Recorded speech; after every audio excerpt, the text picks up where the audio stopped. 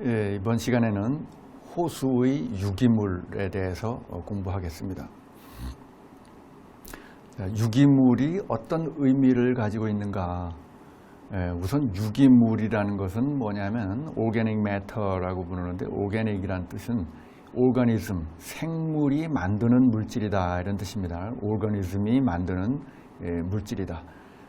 화학적으로 보면은 환원된 탄소를 기본 골격으로 가지는 물질입니다. 환원된 탄소를 기본 골격으로 가진다. 그 환원된 탄소는 어떤 형태냐면은 탄소에 수소가 붙어 있는 겁니다. 탄소에 수소가 결합되어 있는 형태, 그런 분자들을 유기물이라고 부릅니다. 유기물은 태양의 빛 에너지가 화학 에너지로 변환이 돼서 그 생태계에 저장된 에너지다, 이렇게 볼 수가 있습니다. 그러니까 유기물이라고 하는 것은 생태계에 저장된 태양 에너지, 이런 뜻이죠. 그러니까 호수로 말하자면은 호수에 유기물이 많다, 이런 것은 태양 에너지가 많이 들어와서 화학 에너지로 많이 변환돼서 많이 저장되어 있다는 거죠.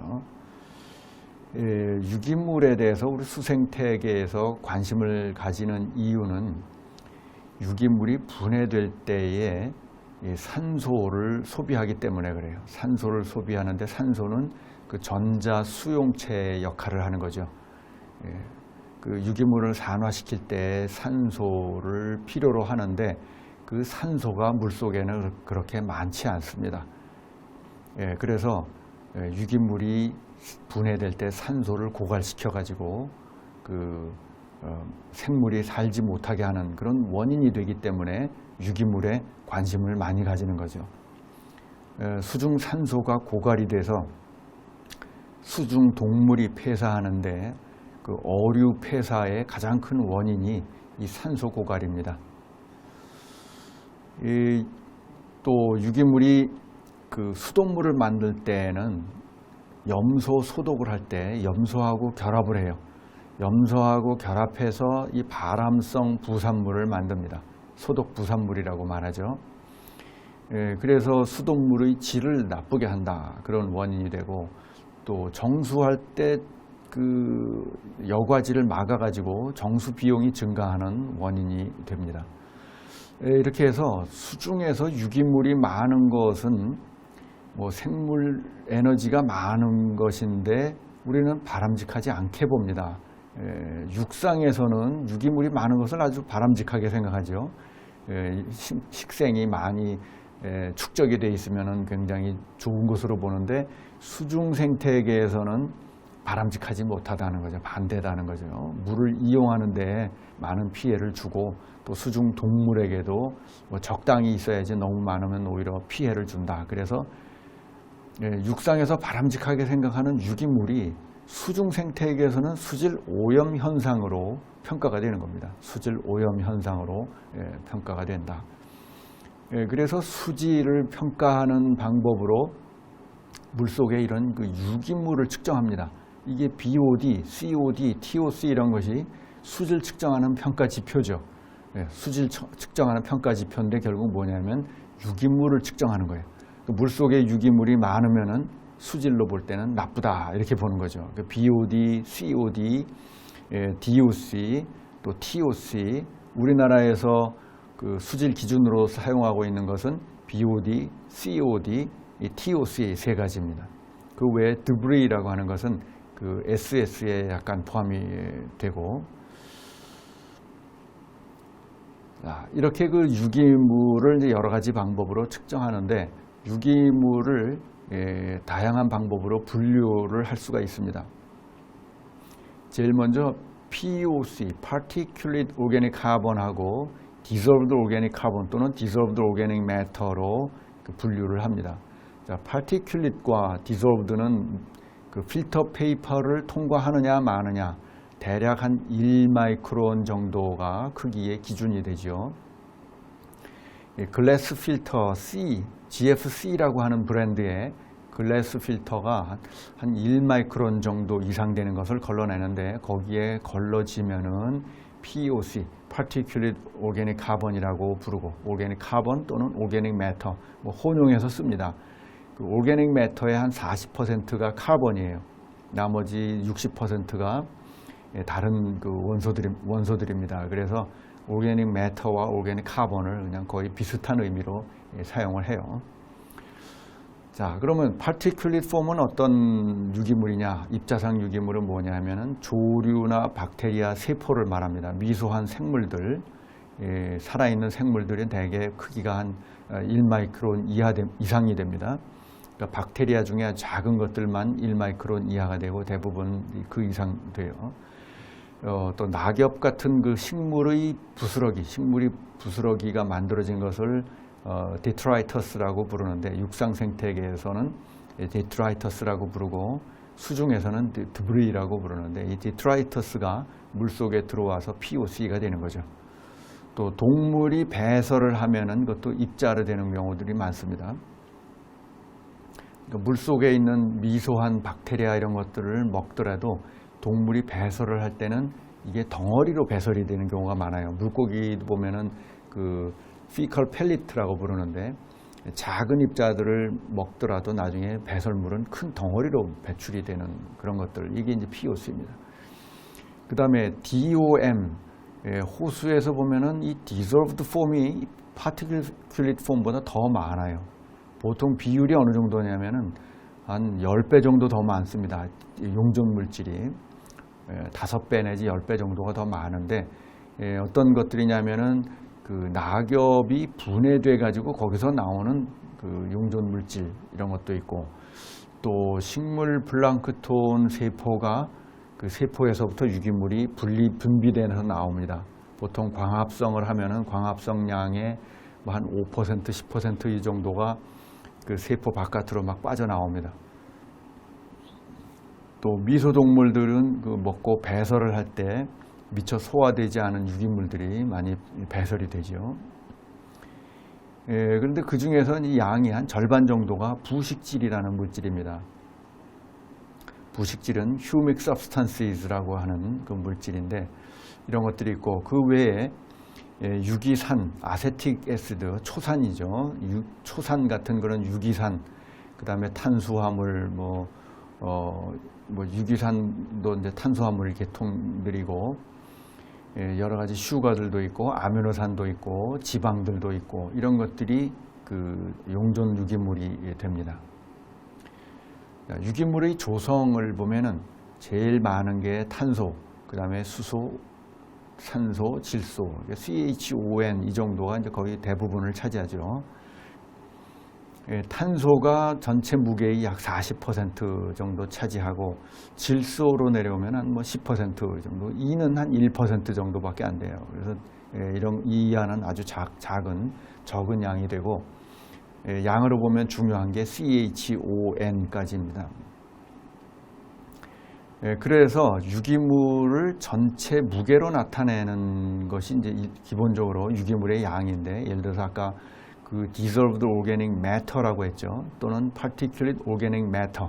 organic matter라고 할 때는 유기물의 총량을 무게로 나타낸 겁니다. 그런데 무게를 재는 것이 어려운 경우가 많아요. 요즘은 그 탄소를 측정하는 게 쉽기 때문에 탄소 측정을 많이 합니다. 그래서 그 중에 40% 정도가 되는 그 유기 탄소를 측정해서 DOC 또는 POC라고 부르는 거죠. 그 탄소를 측정하는 방법으로 TOC 애널라이저라는 것을 사용합니다. 그 TOC를 측정하는 방법은 보통 두 가지가 있는데, 지금 우리나라에서 수질 측정에서 주로 사용하는 것은 TOC 애널라이저라고 해서 이 DOC와 POC를 구분하지 않고 그냥 한꺼번에 측정하는 겁니다. 그러니까 입자가 좀 큰 것도 한꺼번에 측정이 되는 거예요. 그런데 입자가 아주 큰 거는 측정이 안 됩니다. 제외가 됩니다. 그 다음에 이것을 좀 입자가 큰 것과 작은 것을 나누어서 측정하는 경우에 POC로 측정하고 DOC를 측정하고, 이렇게 해서 나중에 합치면은 전체 TOC가 되죠. 그러니까 과학적 연구에서 정확히 측정할 때는 이렇게 둘로 나누어서 측정하는 게 좋습니다. 그 이유는 TOC를 측정할 때 입자의 크기에 그 오차가 좀 있습니다. 뭐냐면은 TOC 애널라이저가 바늘을 샘플에다가 집어넣고 작은 바늘로 샘플을 빨아들여서 측정기로 들어가는데 그 구멍이 작기 때문에 입자가 좀 큰 것들은 측정이 안 돼요. 그래서 보통 한 100마이크론, 200마이크론 이상 되는 것들은 잘 측정이 안 돼서 샘플링 리드를 내서 걸러져 가지고 오차를 만들기도 합니다.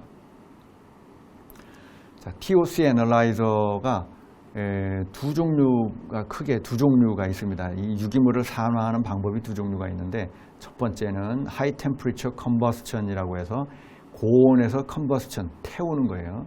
보통 막 900도 이렇게 해서 완전 연소를 시킵니다. 그런 다음에 가스를 만들죠. 탄소를 CO2로 만들어서 그 CO2를 측정하는 거예요. 산화력이 굉장히 강합니다.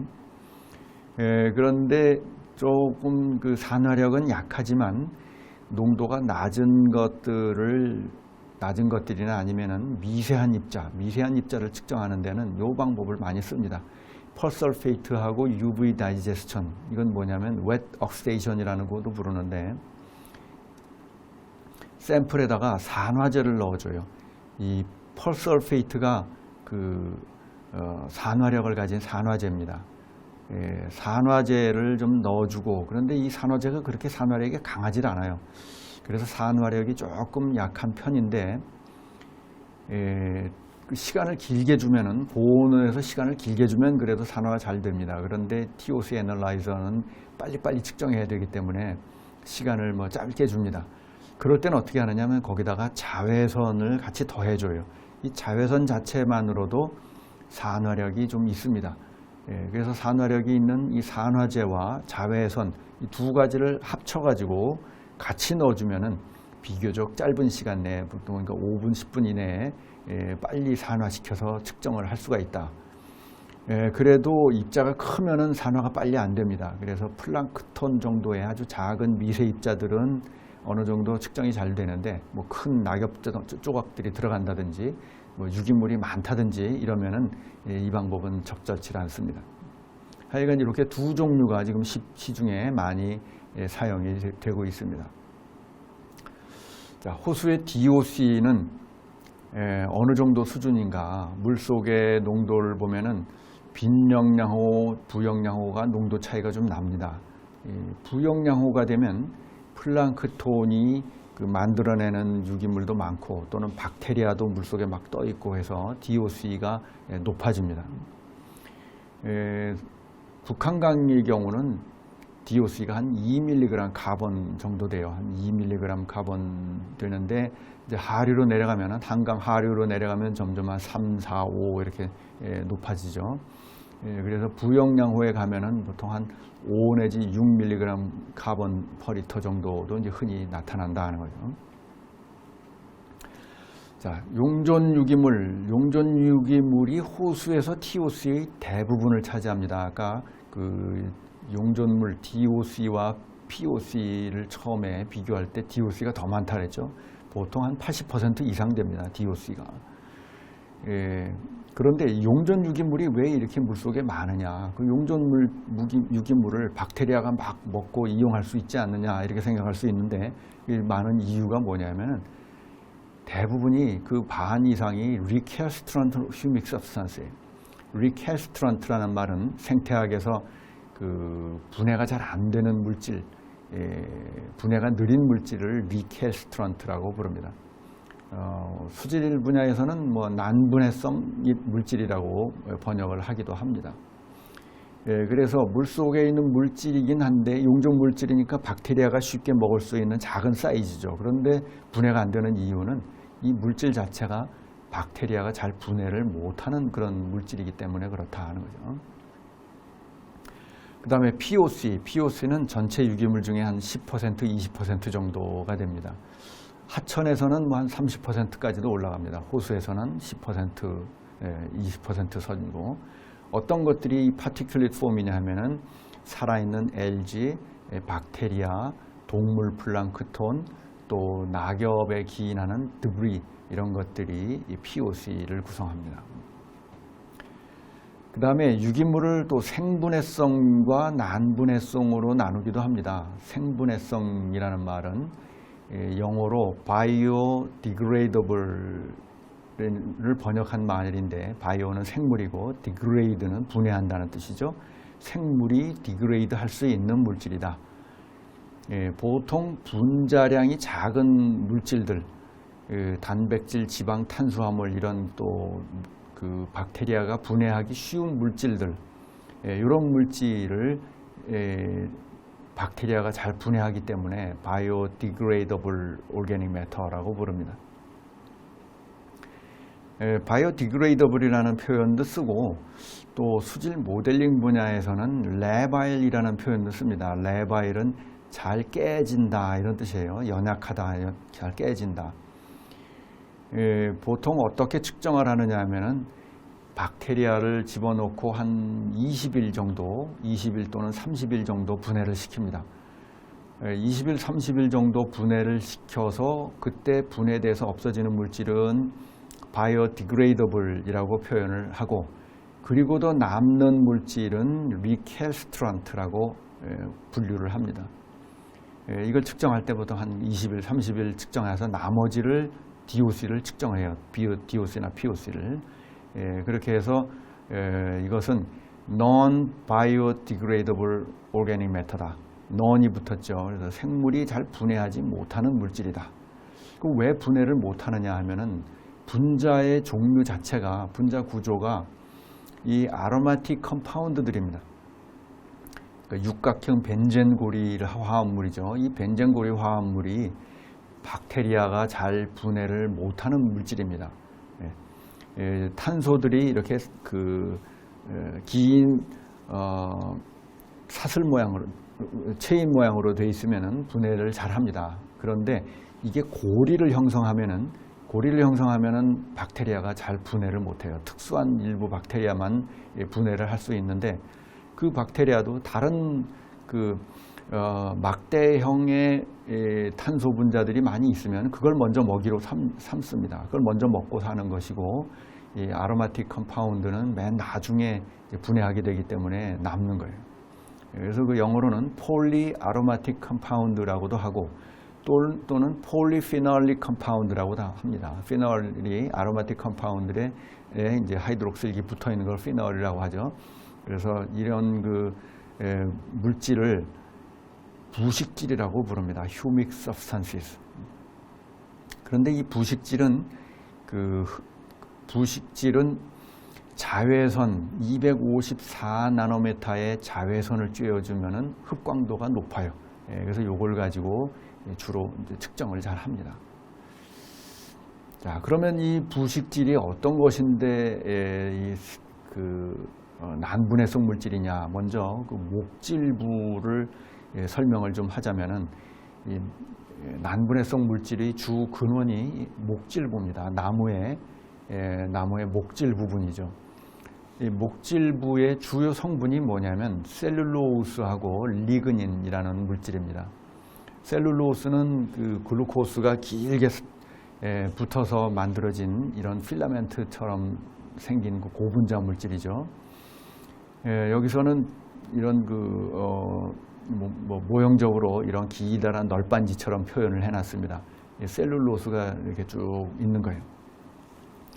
이런 기다란 셀룰로스가 있는데, 이 셀룰로스만 있으면은 이 긴 방향으로는 힘을 잘 받을 수 있지만, 이 셀룰로스 사이에는 결합이 약하죠. 그러니까 이 셀룰로스 사이의 결합을 보강하기 위해서 이 사이를 붙이는 물질들이 또 같이 들어 있습니다. 여기 보면 점점 이렇게 점을 그려놨는데 접착제 역할을 하는 거죠. 이 셀룰로스 파이버 섬유들 사이에 접착제 역할을 하면서 붙어 있는 물질들이 바로 리그닌이라고 부르는, 통칭하는 물질인데, 여기 보면 이 아로마틱 컴파운드들이 많이 포함되어 있습니다. 이 아로마틱 컴파운드들이. 여기도 보면 다양한 물질들이 있죠. 그러니까 리그닌이라고 하는 것은 어느 한 종류의 물질이 아니라 다양한 분자들이 있는데, 그 목질이 분해되고 나서 생성되는 이 남는 물질이 뭐냐면 이 셀룰로스와 리그닌입니다. 그나마 셀룰로스는 곰팡이들이 또 잘 분해를 해요. 곰팡이와 박테들이 어느 정도 분해를 하는데 그 목질에서 셀룰로스를 분해하고 나면은 그래도 남는 게 리그닌의 아로마틱 컴파운드들입니다. 근데 이런 것들은 또 그 자연계에 배출되고 나서도 서로 자기들끼리 결합을 해서 분자가 달라붙습니다. 달라붙어서 결합을 해가지고 반응을 해가지고 점점 커져요. 그래가지고 이런 것들이 분자들이 결합이 돼서 나중엔 점점 커집니다. 커져서 분자량이 처음에는 이런 건 이제 몇 백 달턴 수준이던 것이 나중엔 1000단위, 10,000단위, 10만 달턴 단위의 분자로 이렇게 커집니다.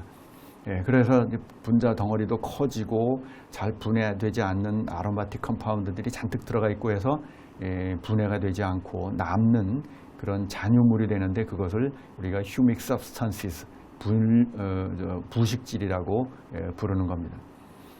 부식질 성분 중에 분자가 좀 작은 거죠. 작은 그 성분의 사례를 보면은 탄닌 성분의 사례를 보면 이렇게 되어 있습니다. 여기 보면은 이런 아로마틱 컴파운드들이 막 붙어 있죠. 원래는 그 셀룰로스 성분에 글루코스가 있는데 글루코스에 이렇게 분해가 잘 안 되는 아로마틱 컴파운드들이 붙어서 이게 분해가 잘 안 되는 부식질이 된 것입니다. 이게 이제 부식질이 한 사례가 되겠습니다. 오늘은 유기물의 종류, 분류에 대해서 공부했습니다.